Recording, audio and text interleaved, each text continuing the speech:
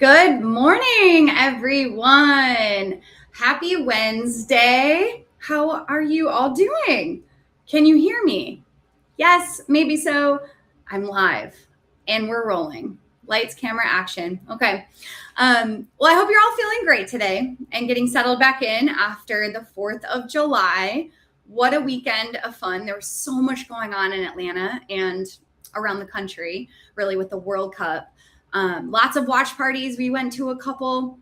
We went to our first ever real World Cup game.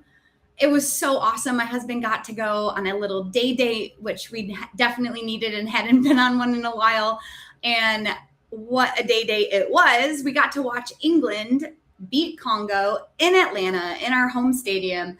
What a game. It was incredible. We spent a fortune on tickets, but it was worth it. And if you're in Atlanta and do have a chance to get to, I guess, only one more game being hosted in Atlanta, do it. Spend the money, especially if England and Argentina are playing. Oh my gosh, it's going to be crazy. And man, what a hot week it's been. It has been hot as heck. We ran the Peachtree Road Race, the largest 10K in the world with and there were so many OxFit that did it. And so just a huge shout out and congrats to everybody, because it was a red flag race, meaning not really even recommended to run. They were trying to scare people the night before that weren't trained or weren't fit enough to do it. There's a lot of walkers that do it because it is a big party. And fair enough. I'm glad that they did maybe scare a few people, because I didn't see that many people on the side of the road passed out from cramping or anything. So that's a good thing. But wow, was it hot. So kudos, shout out to all the Peachtree Road Racers. We had a lot of fun, met at Woody's after for a drink and celebrated. Nice way to start the morning with some friends. Then we escaped the heat and went and saw Toy Story 5, which was really cute for all the parents that are going to be tuning in at some point. If you haven't seen it yet, it was one of my favorite movies that we saw out with the kids, and the story is really sweet. So yeah, action-packed 4th of July weekend on my end. What did y'all get up to? What were your highlights? Anybody? Throw something out here. I see we've got a couple listeners. Yes, 2 people. Let's go. Let's see if I can. That's captions. That's not comments. We'll figure it out. Oh, there's a chat. There we go. Good morning, Ant. And he is throwing up the flag. Yep. Go England. USA's out, sadly. So now I am rooting for England. But I have to give a shout out to the US men's team, because they did unite the country and they did have a great tournament. And it was a really rough game. That was a bad moment for them in the tournament. That previous game against Belgium showed up and just was ready to win. But yeah, I'm cheering on England now. And Whitney's here. Good morning, Whit. Thanks for tuning in. Whitney's birthday was last week, y'all. So happy belated birthday. She got to see England win on her birthday, which is super cool. What a fun way to celebrate your birthday. So yeah, lots of World Cup madness happening in Atlanta. We're getting down to the wire now here. Semifinals are around the corner next weekend, I think. So yeah, stay tuned and get some tickets if you can. It was absolutely worth it. All right, guys. So I want to get into my topic today. It's been a couple weeks actually since I've been on here doing like a chat, and I thought that this might be a nice way to pick back up.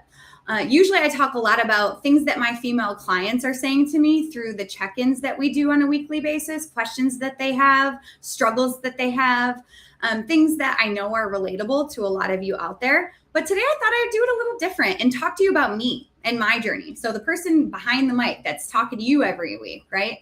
What right do I have to sit here and preach to you about all of this? Well, I actually thought about that a lot. And, before recording this, I thought, let me do some reflecting. It's good to reflect from time to time, right? And there was a common thread that came out of reflecting on my story and some of the big leaps I've taken in my life. And so yeah, I sat down and asked myself that question, like that I ask my clients, like, why do I do what I do? What am I here for? What's my purpose, right? And instead of giving you the short answer, I wanted to actually walk you through some of this and share some of my some of my story with you, because it wasn't just one moment really that like led me to sitting in this seat and coaching all of my amazing clients and everyone at OxFit. It was a handful of really, really actually scary, vulnerable decisions that I made in my life that strung together got me here. So here we go. I hope you enjoy it. So there's a book called Find Your Why by Simon Sinek that I had to reference to start this off. So the idea that you don't invent your purpose. You don't actually often know what it is ahead of time, right? You find it along the way. And you find it sometimes by looking backwards at your own story and reflecting and noticing that there is this thread that maybe connects these moments that changed you. So today, I want to do exactly that. I'm going to look back with you. Every big change in my life started with something that scared me. And not a little nervous, like actually really scary. Scared to leave home, scared to move to another country, scared to walk away from a 6-figure corporate job with zero guarantee that it would work, scared to become a mom and not know who I'd be on the other side of motherhood. And every single time, that scary thing was the thing that moved my life forward the most. So today I kind of want to take you through my journey. So small town girl from Rochester, New York, who became a Division I collegiate soccer player, a CPA consultant, London transplant, wife to an Englishman, owner of OxFit, and now mom of 2. Because I think if you're in a season where something feels maybe too big, too scary, really heavy, too uncertain, right? I want you to hear how many times I've been there too. And I want to remind myself of this as well in this season that I'm in right now. Okay, so for those of you who maybe are listening or will listen and don't know me, I am the co-owner of OxFit. I'm also the art operations director and a coach within OxFit's doors. And we are a boutique coaching gym here in Grant Park in East Atlanta and Southeast Atlanta. I specifically coach women and especially moms through personalized small group fitness, nutrition, and habit-based accountability coaching. Everything from really our moms classes that I've built to our endurance coaching. I work with a team of athletes that are training for triathlons, DECA competitions, high roxes, and I also support our brand new Legends program for athletes 60 years and older. But before all of this, right, I was a Division I soccer player at St. Francis University, then a CPA and a consultant at a big accounting firm named Deloitte. And I met my husband, an Englishman with a dreamer's heart and an entrepreneurial spirit, in college. And then we lived in London together for a while before landing here in Atlanta, where we're now raising our 2 kids. So everything I coach comes from what I've actually lived, right? Showing up scared, trying new things, going away for school, starting over, figuring out how to put myself back on my own priority list after becoming a mom. And that's what OxFit is really built on, helping people find their best hour in the day, help them show up to it consistently, even in the middle of chaos. So yeah, it has been a little bit, it's been a minute since I did one of these long ones. And I wanted to get back to why I do all of this, because when I actually sit down and trace it back, like it doesn't start with OxFit. My why with OxFit, my purpose here in coaching women and Legends athletes and men and teens doesn't start with fitness, really. It starts a long time before that. Back in Rochester, New York, with my family and the roots that made me who I am before any of the rest of this happened. So we're going to take it all the way back real quick. So I grew up in Rochester, New York, in a big, passionate Italian-American family, the kind where everyone worked really hard for everything their whole lives, right? And nobody had to tell them what loyalty meant. You just watched it show up in every single day in your parents and grandparents, right? In the way that they worked, tended to the garden, cooked their food, right? Took care of the house. And a lot of that loyalty showed up in my family through sports. And that is really what made me who I am. My whole family, our whole lives backed the Buffalo Bills. If you know me, you know this about me because I'm a huge fan. And we did this through every heartbreak, no matter what. Like this was, one of those core memories, pivotal things in my life as a kid growing up, right? Same thing with my grandpa too, and his love for real football, right? Soccer. So an Italian man that moved to Buffalo, New York, that loved Juventus, Florence, the Italian national team, all of it, right? He would have been glued to the TV the past month watching all of the games, right? And just, his loyalty was with soccer. Football was life. Anyways, that is where I learned my values of hard work, loyalty, staying grounded no matter what, picking yourself up after, these tragic losses that meant the world to my families, long before I ever needed them for anything else. So soccer became my thing early on, and my family showed up for it completely. Our vacations were not trips to the beach. They were soccer tournaments all over the Northeast, piled in the car, my whole family behind me every weekend, my poor sister. That's actually what built the confidence in me, though, that let me leave home at 18 on a full scholarship, because I'd already spent years watching my family show up for me. So I knew how to show up for myself. And I'm sure my mom was heartbroken, but that is the greatest gift I think you can give a daughter, right? Same with my dad. I know he was heartbroken, but I hope that someday I can repay that favor and that sort of belief in my kids to be able to go do something scary. And I knew my parents would support me, right? I knew they weren't thrilled at the idea, right? But they were always there. The loyalty that they showed me, even without knowing it as a kid, definitely paid off. And it's why I am the way I am. So those values defined everything in me. And I've never left my roots behind, right? I've just kept adding chapters. And I heard this somewhere, and it's definitely stuck with me. You can be proud of where you're from and still be brave enough to leave it. Those things aren't opposites. That was true for me at 18, and it's still true now. Okay, that was chapter 1. Oh, I've got a few people listening. Good morning, y'all. I see you, Nick, Keith, Sav. All right, guys. So yeah, just sharing a little bit about these pivotal moments in my life with you all. So chapter 2, okay. So the pivotal moment where I did something really scary for the first time was going away for college.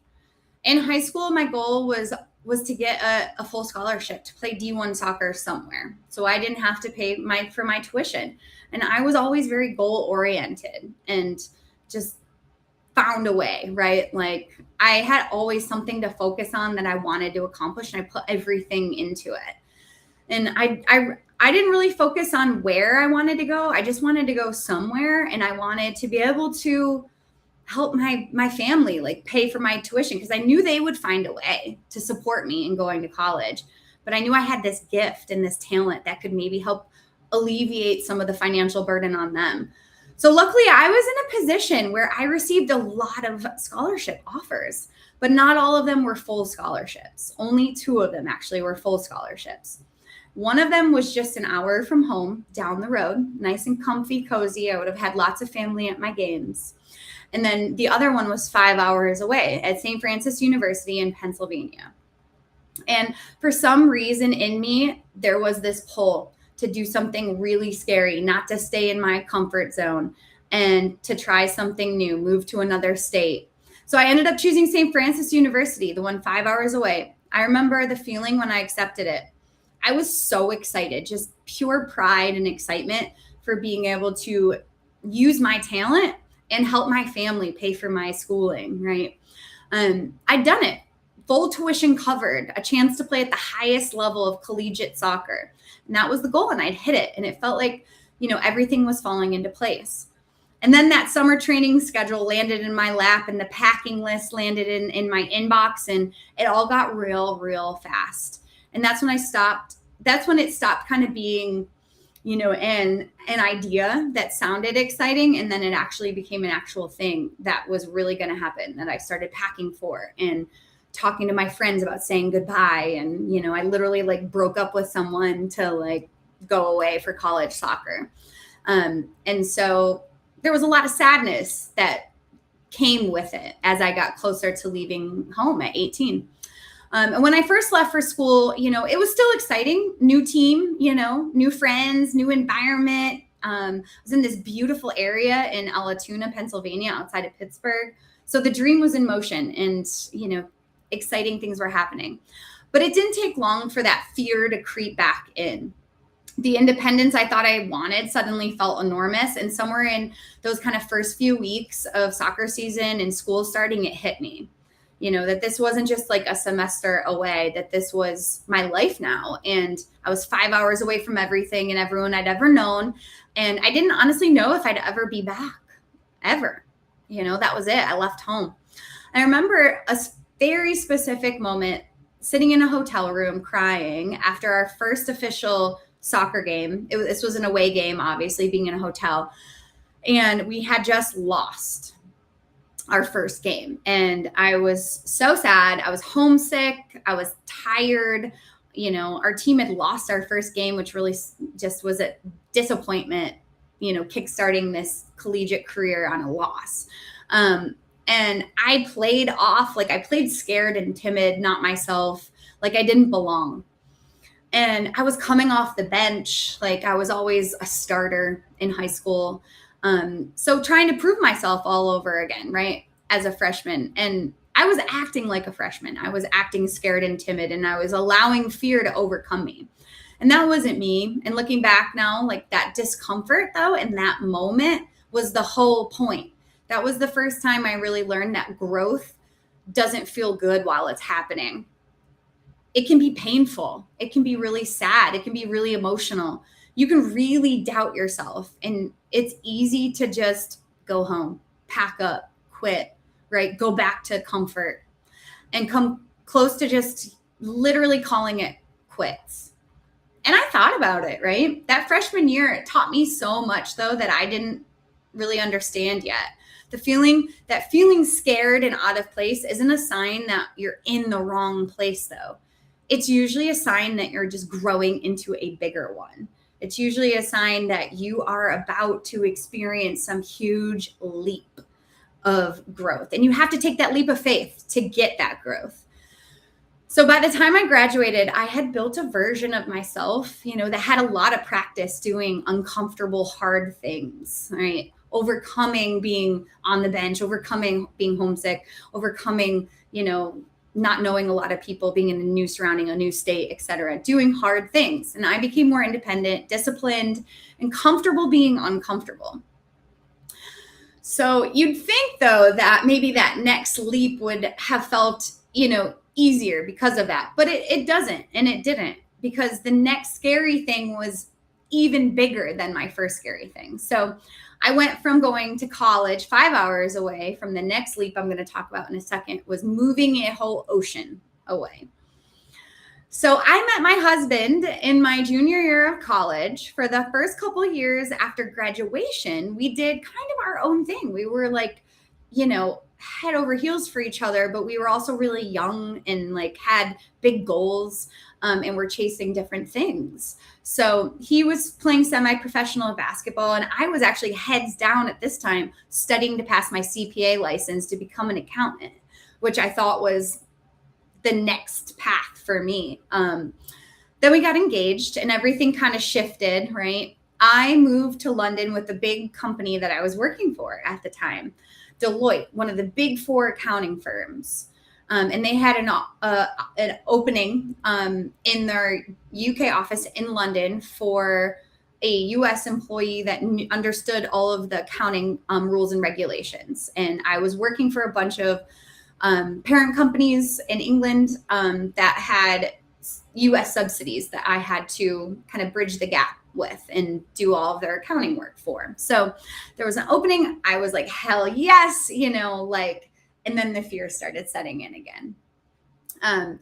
So we decided to build this new chapter together. It was really exciting for us. I was excited to live in my husband's home country, my fiance at the time, his home country for a while, and experience his culture with honestly no real vision of what came after. We knew we wanted to move back to the US eventually.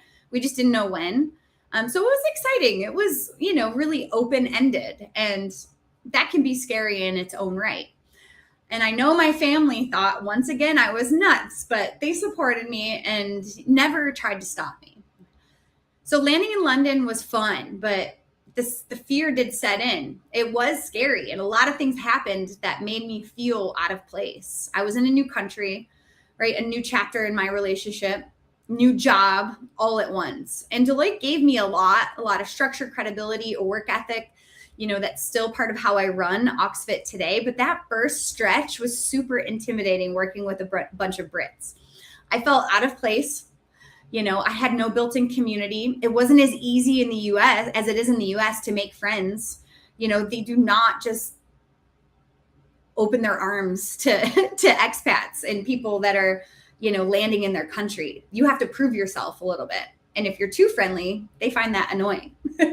So I learned real quick that my demeanor maybe wasn't going to instantly win me friends, and me being me, was going to take some time. I had to wear some of these Brits down a little bit. It was a different culture that I had to navigate. What saved me, though, was finding my people inside it. And it took some time. It really did.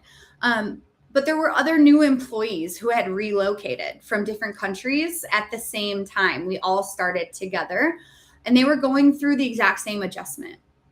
So I remember some of my closest friends were from Greece, Portugal, the Ukraine, and Canada. Those were like my best friends at the time when I started work, because they all were also going through the same experience, sort of feeling like outsiders in this new firm. And then also a group of girls that I met at Deloitte, and we all played on the Deloitte corporate soccer team. And that was really my saving grace. I'm still friends with them now and keep in touch with them. They came to my wedding. So I was able to eventually find my community, and it took some time, but that's where I found my footing, and not by getting, comfortable alone. It was by finding the right people through my discomfort that we could, build each other up. So looking back, London wasn't just a chapter of my life. It was training for the future, right? All of this was just training me. Every uncomfortable moment, every room I walked into, not knowing anyone, every time I had to figure out a new system, a new, culture, a new version of what normal looked like in this new place, right? It was building the muscle, like we do every day at OxFit, for accepting discomfort and knowing how to kind of sit in it a little bit. I was learning how to walk into the unknown, find my people, figure it out as I went. And I didn't know it at the time, but that skill, the ability to be uncomfortable and stay in motion anyways, was exactly what I'd need for the biggest leap yet. Because a few years later, I was about to walk away from all of it. So all of that, studying and passing my CPA license, moving overseas to work in a big four firm with some of the largest clients in the world, a huge paycheck. I'm not going to lie. I don't have it anymore. We do well, but you know what I mean? And the structure of, being in that corporate environment for something with no roadmap at all. Right. So chapter 4, this is the leap that scared me the most. Right. So OxFit in our business, this had actually started out, and I'm giving you kind of high level here, guys, but this had actually started out as my husband's baby, right? He came over to the US on a working visa, and had to find work. And he had an entrepreneurial spirit. He had, done this type of fitness coaching before and had the idea and the vision. And this was his own venture at first, and I supported the kind of structure, like legally, financially, all of that. But it was his baby, his vision, his venture. Born out of that same, entrepreneurial dreamer spirit that drew me to him in college in the first place. And for a while, I was helping out on the side, still working my corporate job. I was a consultant when we moved back to Atlanta. And I was still holding on to kind of that comfort of my corporate paycheck. But we had a point where things were growing so fast and fast enough that we needed to bring on a full-time person to keep up. And I remember looking at that moment and thinking, with Aunt and our business mentor and kind of digesting everything, that person should be me, especially the way Aunt and I's skill sets match up so well. He has his master's in psychology that he went and did while he was playing semi-pro basketball after college. And I've got my CPA license and, marry those skill sets up together. With our background in fitness and sports, we were like, this could work. Right. But not everyone agreed with this decision, but we didn't need anyone to agree with it, right? It was our decision. It was our leap to both go in full time on this business and walk away from a corporate paycheck and health insurance, all of that. And it was scary walking away from like that stable paycheck, the title that you could tell people I'm a senior manager on the partner path at a big consulting firm, always felt like impressive to people, right? Like, at least to the family too. A career that I did work really hard to build, right? Like I worked my ass off at Deloitte and my other consulting firm, UHY, that I worked at. I was good at it, and I worked hard to get there. But I didn't feel that calling and that sense of purpose with what I was doing, right? There was something missing. There was a void inside me. So, it wasn't a popular move on paper, really, kind of looking at all of that, right? But I'd spent years already at this point practicing doing uncomfortable things, right? Moving away for college, moving to London, marrying a Brit. I say that because I know he's listening. All of that. And deep down, I knew I'd figure it out or I'd go back. And either way, I'd survive it, right? So what following your calling actually looked like day to day once I left my corporate job and, started helping Aunt build our business together at OxFit it wasn't glamorous, right? I mean, our coaches, our two full-time coaches, head coach and athletic director know that too. There's days where it's not glamorous getting up at 3 a.m., 4 a.m., right? But the feeling you get at the end of the day when you put smiles on people's faces and you've changed people's lives and people have lost weight or gotten their first pull-up or their first muscle up, run their first 5K, gotten a promotion at work, like inspired one of their friends to start working out, whatever the win may be, big or small, it's why we do it. And it's our calling. And even though not every day is glamorous, it's totally worth it. But anyways, those early mornings of just Aunt and I, we would wake up together and coach, the classes in the morning ourselves. We would alternate. Aunt would do the 5:30 a.m. I'd do the 6:30 a.m. And we would just kind of go back to back, give each other a little break. The other person would do calls, to get new people in here, set up our systems, right? Get out in the neighborhood in those windows of time that we had where we weren't coaching, but it was just him and I doing all of it, And we're trying to lay the foundation for what it could become at the same time, the systems, the hiring, the growth, right? And trying not to just get caught up in the day-to-day doing, but also trying to grow the business. It was hard. We were figuring it out on our own, and trying to figure out our purpose and my purpose individually. As Aunt had started the business, what was Lauren going to bring to the business, right? This started out as someone else's dream, really, where do I fit in, kind of. And working alongside my husband added a whole other layer, right? It was amazing, but it wasn't easy. We have different personalities, which is why it makes us great business owners, makes us a great team, makes us great parents, but it's not always easy, right? Building a business with your spouse never is, no matter what industry you're in, but it's one of the most fulfilling, rewarding things I've ever done. And it is paid off 10 times, even though, I left the paycheck and the stability. And it was amazing for a while, defining my purpose within OxFit, growing it, hiring people, building OxFit moms. It's been an incredible journey and we've achieved a lot. But then the pandemic hits.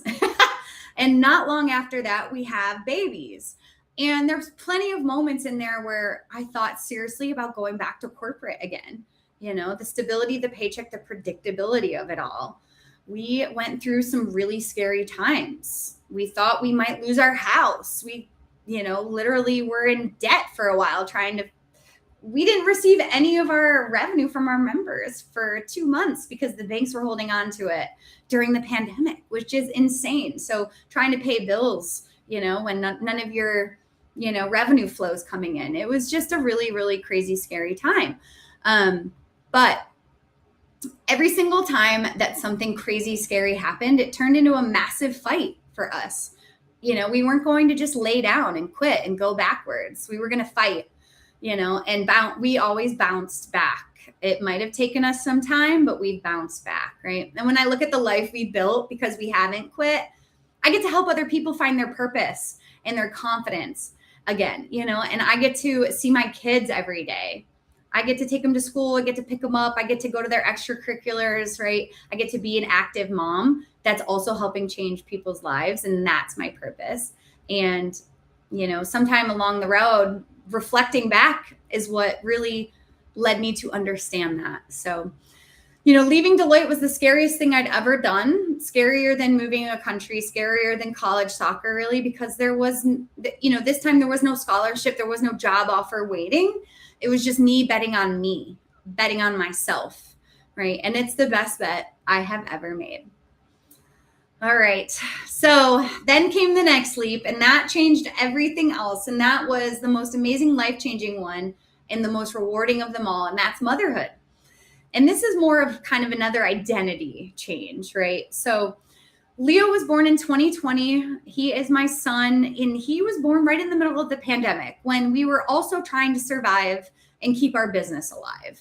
Right when we came dangerously close to losing it, and we had fought so hard, right, for the 4 years prior to build it and hire people and start really growing it. I think most people thought we were crazy for getting pregnant in 2020, but it's not really something you can plan. Moms and dads, if you're listening, you know this.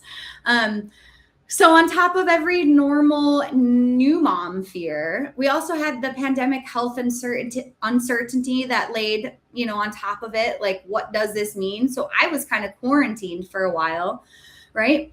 Plus, we're watching everything we built in the past 4 to 5 years literally hang in the balance. Like, we didn't know what was going to happen to OxFit. And so there was really no version of easing into motherhood. It was survival mode on every front at once.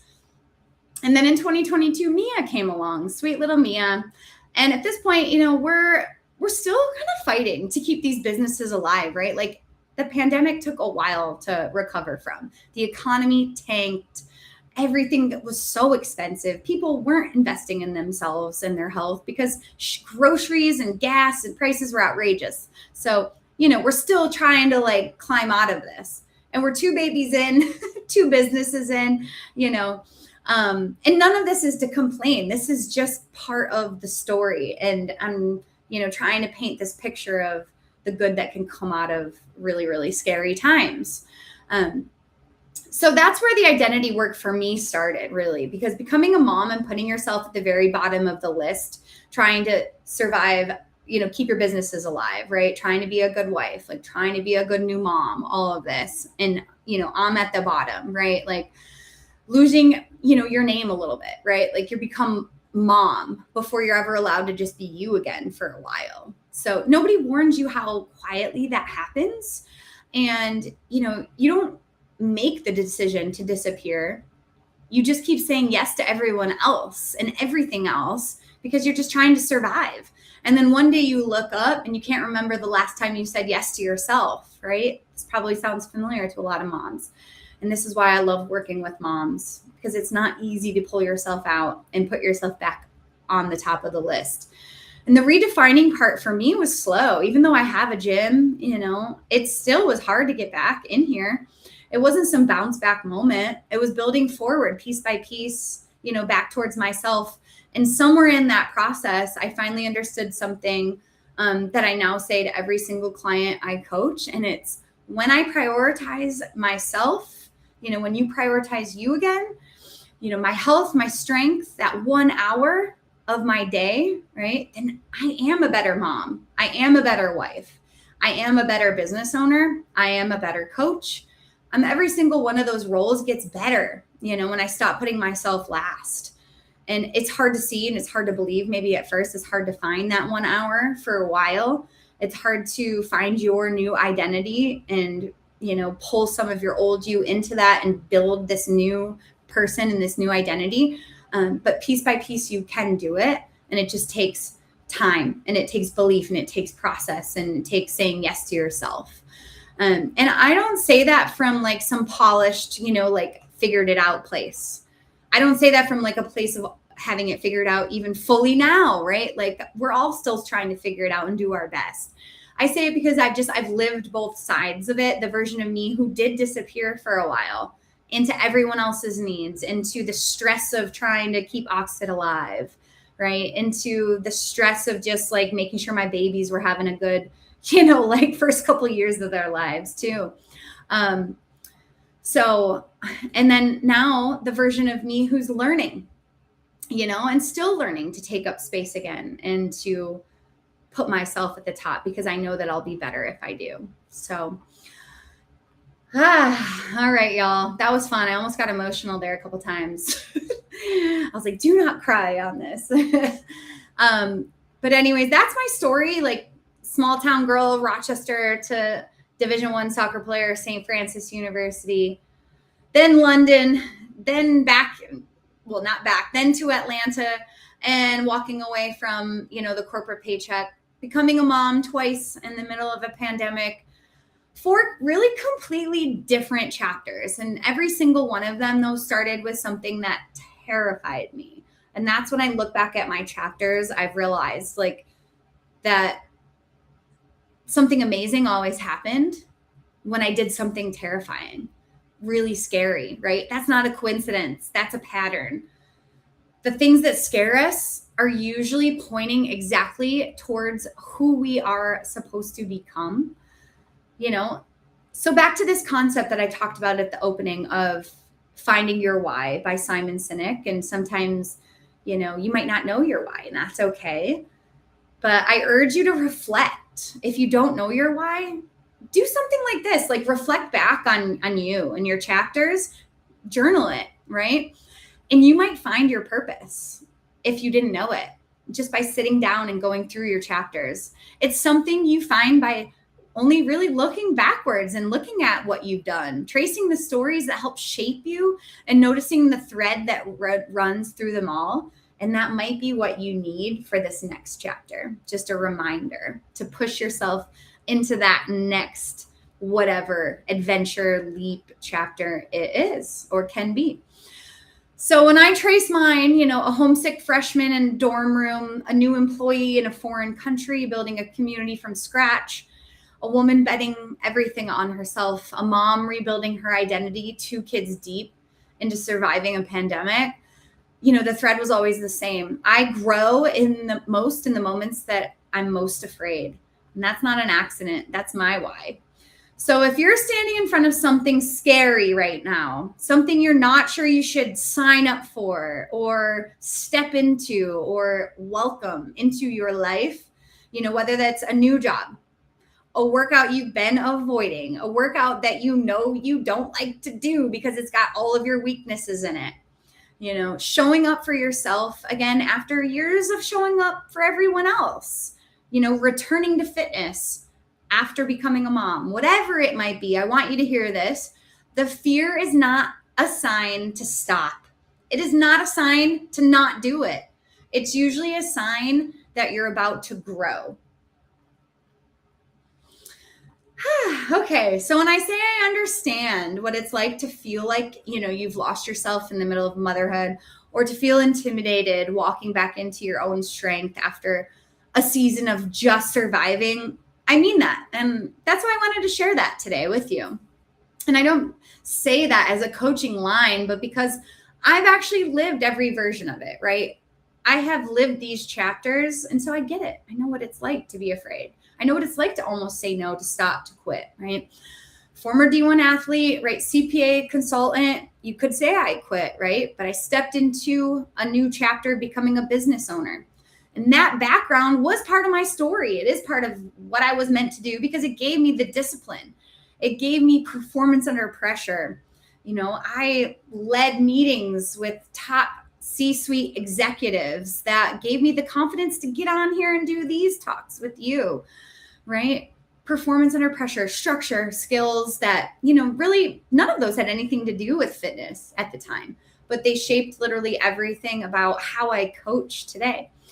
And now that's exactly what I get to do full time here at OxFit as the owner and the coach, and I specialize in coaching women, especially moms, through small group coaching, endurance programming, different competitions. But more than the programming itself, what I've really spent years doing is walking women through, exactly what I walked through myself, the identity shift that comes with becoming a mom, the physical rebuild that has to happen slowly and intentionally, and the mental reset that's honestly the hardest part of it all. That's why I can help women get their fitness back during seasons like pregnancy and postpartum, not because I read it in a textbook, but because I've rebuilt myself from the ground up more than once in more than one season of life. And I've watched it work over and over with the women I coach. When you rebuild your strength, you're not just changing your body. You're rebuilding your confidence, your identity, the version of you that got buried under everyone else's needs for a while. And that woman, she's still in there. I've helped a lot of women find her again, and I'd love to help you find her too. So if any of this resonated with you, if you're a mom who's been putting herself last for a while now, or you're standing in front of someone or something that scares you and you're not sure if you should jump, I'd love to help you take that first step. And we can do it at a pace that's right for you. It's going to be personalized to you. So come train with us at OxFit, whether that's with our small group coaching or, our endurance programs, our regular group classes. This is a community of people doing exactly what we talked about today, doing hard things, choosing themselves so that they can show up fully for everyone else. All right, y'all. The link is going to be in the description below. Come say hi, fill out an application. I will personally myself reach out to schedule a call with you. And I would love to be part of your day, the best hour of your day. All right. Go crush it. Have a great rest of your week. I will see you next week. Same time, same day.